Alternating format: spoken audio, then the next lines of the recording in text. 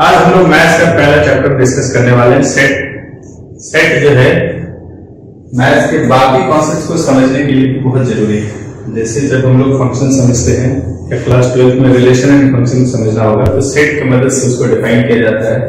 उसके अलावा ट्रिग्नोमेट्री के कई कॉन्सेप्ट्स को हम लोग सेट की मदद से समझते हैं और अलजेब्रा के हर एक पार्ट में कहीं न कहीं इस्तेमाल होगा। जैसे आप परम्यूटेशन, कॉम्बिनेशंस, सीरीज, सीक्वेंस, ये सब कुछ जब भी पढ़ेंगे तो सेट्स का इस्तेमाल करते हैं लोग। पहले समझिए कि सेट क्या है। जैसे यहां पे लिखा हुआ है, a set is a well defined collection of objects. Set क्या है? एक वेल डिफाइंड ऑब्जेक्ट्स का कलेक्शन है। वेल डिफाइंड करने का मतलब क्या होगा कि आप किसी सेट को अगर डिफाइन करते हैं तो उसके जो भी एलिमेंट्स या जो भी मेंबर्स होंगे वो कोई भी आसानी से बता सकता है कि सेट में कौन कौन सा मेंबर आ सकते हैं।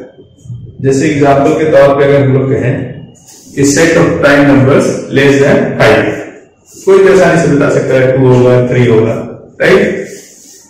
पर अगर कोई कहे कि set of best books 10 best books, ये वेल डिफाइंड नहीं है भाई। हमारे लिए 10 बुक कोई और हो सकता है, किसी और के लिए कुछ और हो सकता है। तो उस सेट का एलिमेंट हर आदमी के लिए अगर वेरी कर रहा है तो उसे हम लोग सेट नहीं कहेंगे। ऐसे कलेक्शंस को जिसके एलिमेंट्स फिक्स्ड नहीं है उसे हम लोग सेट नहीं कहेंगे। बस इतना ही डेफिनेशन है। अब जब सेट का स्टडी हम लोग करेंगे तो कुछ पॉइंट्स है उसके रिप्रेजेंटेशन से रिलेटेड, उसको ध्यान देना होता है। क्या है? पहला है objects, elements and member. Object, elements and members और फिर सेट आर सिनोनिमस टर्म्स। मतलब चाहे आप सेट का मेंबर्स कहिए, एलिमेंट्स कहिए या ऑब्जेक्ट्स कहिए, तीनों एक ही मतलब रखता है। यानी सेट का एलिमेंट ही ऑब्जेक्ट कहलाएगा, ऑब्जेक्ट ही मेंबर्स कहलाएगा। इसमें कंफ्यूज नहीं होना है। दूसरी बात ध्यान देनी है, sets are usually denoted by capital letters. Set अगर है, इस सेट ए बी, सेट का कोई भी नाम रखना है तो उसे हम लोग कैपिटल लेटर से डिनोट करेंगे। For example A B C capital X Y Z etcetera, ऐसे कुछ भी नाम रख सकते हैं पर कैपिटल लेटर्स में रखते हैं। कह रहा है यूजुअली डिनोटेड बाय। यूजुअली मतलब ऐसा आप लोग जनरली करते हैं, इसमें कोई हार्ड एंड फास्ट रूल नहीं है। ऐसा नहीं कि कैपिटल से अगर किसी ने नहीं डिनोट किया तो वो गलत हो जाएगा। पर हाँ, जनरली एक ऐसा कस्टम चला रहा है कि कैपिटल लेटर से ही डिनोट करना है। उसी तरह elements of sets are represented by small letters. जो एलिमेंट्स है उसको हम लोग स्मॉल लेटर से लिखते हैं। जैसे a B c x y z, कुछ भी ले सकते हैं। एलिमेंट्स को हम लोग स्मॉल लेटर से डिनोट करेंगे और किसी सेट का नाम रखना होगा तो कैपिटल लेटर से लिखेंगे। जैसे कुछ स्टैंडर्ड सेट्स हैं, इसका नाम देख के हम लोग पहचान जाते हैं कि कौन सा सेट है। इसका नाम पहले से डिसाइडेड है। जैसे कैपिटल एन अगर लिखा हुआ हो, कैपिटल एन का मतलब होता है set of all natural number. मतलब नेचुरल नंबर किसको कहते हैं? 1 2 3, ये जो काउंटिंग के जितने नंबर्स हैं वो सब नेचुरल नंबर्स कहलाते हैं। Set of all natural numbers जो है वो एन से डिनोट किया जाएगा। उसी तरह जेड, कैपिटल जेड हम लोग इस्तेमाल करते हैं for set of all integers. Capital Z किसके लिए करेंगे? सेट ऑफ ऑल इंटीजर्स के लिए। कैपिटल क्यू किसके लिए है? Set of all rational numbers. Integers क्या हो गया? ऑल इंटीजर्स का मतलब हो गया +1 -1 +2 -2 +3 -3, उसके अलावा 0 भी। उसी तरह set of all rational numbers क्या है? रैशनल नंबर किसको कहते हैं? जो नंबर इरैशनल नहीं है, यानी कि इसमें वो सारे नंबर्स जिसको p/q के फॉर्म में लिखा जा सकता है। इसमें इंटीजर्स भी आ जाते हैं और कुछ फ्रैक्शनल्स भी आ जाता है। The set of all real numbers, r से डिनोट करते हैं किसको? सभी रियल नंबर्स को r से डिनोट किया जाता है। इमेजिनरी नंबर को छोड़ दीजिए, जो नंबर लाइंस में जितने नंबर है सब रियल नंबर्स कहलाता है, जिसमें रैशनल नंबर और इरैशनल नंबर दोनों इंक्लूडेड होता है। उन सबको हम r से डिनोट करते हैं। जेड प्लस क्या है? जेड होता है जैसे set of all integers plus या साइन है, इसका मतलब क्या है कि positive integers. Set of positive integers के लिए जेड प्लस, उसी तरह set of positive rational numbers के लिए क्यू प्लस लिख लेते हैं। ये तो कुछ स्टैंडर्ड सेट्स हैं जिसको हम लोग डेवलप करते हैं। अब देखिए कोई भी सेट जो है उसको जब रिप्रेजेंट करते हैं तो कुछ सिंबल का इस्तेमाल किया जाता है। जैसे यहाँ पे for a is a member of set ए, इसको हमको रिप्रेजेंट करना है सिंबल में। हम कह रहे हैं कि ए जो है सेट ए का कैपिटल ए का मेंबर है, तो उसको इस तरह से लिखते हैं ए एप्सिलॉन कैपिटल ए। ये जो एप्सिलॉन है ये बताता है कि स्मॉल ए कैपिटल ए का मेंबर है। इसको पढ़ना कैसे रीड करते हैं, एप्सिलॉन को आपको पढ़ना है बिलोंग्स टू, ये हो जाएगा ए बिलोंग्स टू कैपिटल ए, मतलब ए बिलोंग्स टू कैपिटल ए का मतलब ए कैपिटल ए का मेंबर है या एलिमेंट है या ऑब्जेक्ट है, तीनों एक ही चीज है। There are two methods of representing a set. Set को रिप्रेजेंट करने का दो अलग अलग मेथड है। अगर हमको पूरे सेट्स को दिखाना है, उसके सारे एलिमेंट्स को दिखाना है तो दो तरीके से दिखा सकते हैं। पहला है रोस्टर और टैबुलर फॉर्म कहलाता है और दूसरा कहलाता है सेट बिल्डर फॉर्म। इन्हीं दोनों को आज हम लोग अच्छे से समझेंगे। रोस्टर और टैबुलर फॉर्म क्या है, इसमें हम लोग ये मिडल वाले ब्रैकेट का इस्तेमाल करते हैं। इस ब्रैकेट के अंदर सारे एलिमेंट्स को लिखते हैं which are separated by comma. यहाँ पे दो एलिमेंट के बीच क्या देना है, कोमा देना है। इस तरह से हम इस मिडल वाले ब्रैकेट में सभी एलिमेंट्स को अगर लिखते हैं तो ये रोस्टर फॉर्म या टैबुलर फॉर्म कहलाता है। जैसे एग्जांपल के लिए लिखिए set of all natural numbers which divides 42।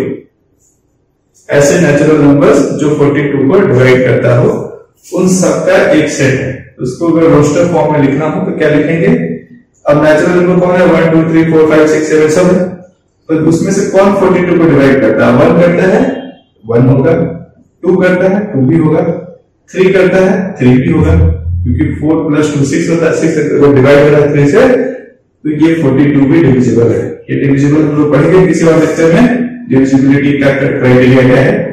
उससे 4 इसको नहीं डिवाइड करता, 5 नहीं करता, 6 7 या 42, 6 भी करता है और 7 भी करता है। उसके बाद 4 कितना आएगा 14 के बाद आ जाएगा 21 के बाद 42। ये सारे नेचुरल नंबर्स हैं जो 42 को डिवाइड करता है। तो रोस्टर फॉर्म में सारे एलिमेंट्स लिख दिए गए इस तरह से। उसी तरह set of all vowels in English alphabets is, English alphabets में जितने वॉवेल्स है उसका सेट तैयार करना है। तो हम लोग क्या करेंगे, कौन कौन से वॉवेल्स है, ए है, ई है, आई है, ओ है और यू है। ये 5 लेटर्स वॉवेल्स कहलाते हैं। इन सबको इस मिडिल वाले ब्रैकेट में कॉमा से सेपरेट करके लिखेंगे तो रोस्टर फॉर्म कहलाएगा। अब इस सेट का नाम कैपिटल बी क्या है, तो B equal to A E I O U ऐसे लिखा जा सकता है। This set of all natural numbers, और नेचुरल नंबर्स का सेट अगर तैयार करना है तो नेचुरल नंबर्स 1 होता है, 2 भी है लेकिन ऑड नहीं है। 1 के बाद आएगा 3 5 7 9, ऐसे लंबा लिस्ट है तो हम लोग डॉट डॉट कर सकते हैं। इसका मतलब ये नंबर आगे कंटिन्यू हो रहा है।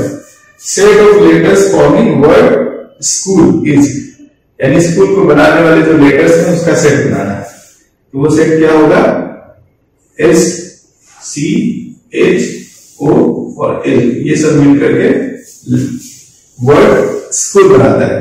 अब इसमें ये ध्यान देना है कि कोई भी एलिमेंट्स रिपीट नहीं होना चाहिए, यानी वो यूनिक होना चाहिए। यहाँ 2 बार तो आया लेकिन इसमें हम लोग एक ही बार लेते हैं।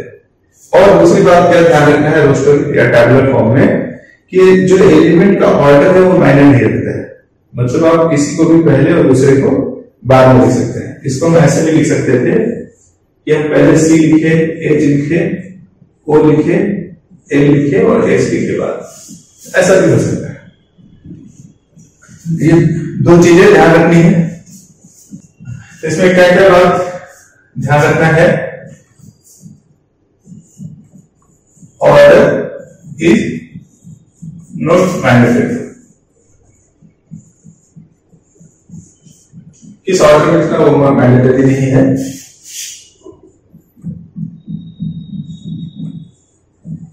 Elements of A set does not repeat.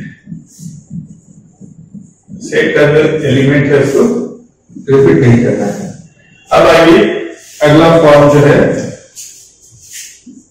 Set को रिप्रेजेंट करने का जो दूसरा तरीका है सेट बिल्डर फॉर्म कहलाता है। सेट बिल्डर फॉर्म क्या है? In set builder form, all the elements of a set possess a single common property which is not possessed by any element outside the set। कहने का मतलब कि आप इस फॉर्म में तभी लिख सकते हैं, ये क्राइटेरिया है। सेट बिल्डर फॉर्म में आप तभी लिख सकते हैं जब सारे एलिमेंट्स का एक कॉमन प्रॉपर्टी है और वो प्रॉपर्टी किसी बाहरी दूसरे एलिमेंट में ना होना चाहिए। क्योंकि हम लोग यहाँ पे क्राइटेरिया लिखते हैं, ये क्राइटेरिया जो फॉलो करेगा वो सेट बनाएगा, पूरे एलिमेंट्स को नहीं लिखते। जैसे एग्जांपल के तौर पे हमको लिखना है ये जो सेट था A I E U O, ये सारे लेटर्स अल्फाबेट के हैं। इनमें एक कॉमन प्रॉपर्टी है कि ये वोवेल्स कहलाता है। इसके अलावा कोई और लेटर नहीं है इसके बाहर जो वोवेल कहलाएगा। तो हम लोग इसको ऐसे लिख सकते हैं, अगर इसको हमको V से लिखना है तो V इज इक्वल्स टू लिखेंगे, इस ब्रैकेट का इस्तेमाल तो करना ही करना है जैसे रोस्टर फॉर्म में किया था। उसके बाद एक वेरिएबल x लिख लेते हैं, या कोई भी वेरिएबल लिखा जा सकता है, y z कुछ भी। x colon x is a vowel of English alphabet। ये जहां खत्म हो ब्रैकेट क्लोज कर। अब देखिए ये जो इसको पढ़ना कैसे है, ये ब्रैकेट जहां से स्टार्ट होता है, इस ब्रैकेट के जगह पे हम लोग इस ब्रैकेट के जगह पे पढ़ सकते हैं क्या, दिस सेट ऑफ ऑल। इसके जगह पढ़िए this set of all x, और जो सेमी कॉलन है उसके जगह पे क्या पढ़ेंगे, such that this set of all x such that x is A vowel of English alphabet. यानी वी क्या है, सेट ऑफ ऑल एक्स है जहां एक्स इंग्लिश अल्फाबेट का वोवेल है। क्लियर है? और एग्जांपल ले लेते हैं, ये एग्जाम्पल 1 है, वैसे एग्जाम्पल 2 ले लेते हैं। हम लोग कह सकते हैं 1 या 2 3 5 7। इसको अगर हमको सेट बिल्डर फॉर्म में लिखना है तो एक कंडीशन खोजना होगा जिस कंडीशन में यही 4 नंबर फिट होता है, इसके अलावा और कोई फिट नहीं होता है। ये सब देखिए क्या है, 2 प्राइम नंबर है, 3 प्राइम नंबर है, 5 भी प्राइम नंबर है, 7 भी प्राइम नंबर है।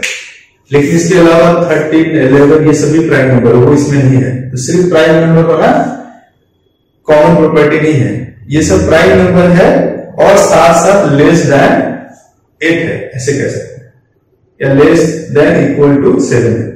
इसमें 2 क्राइटेरिया लिखना होगा। क्या लिखना होगा, ये कोई सेट है प्राइम नंबर का, मान लेते हैं P,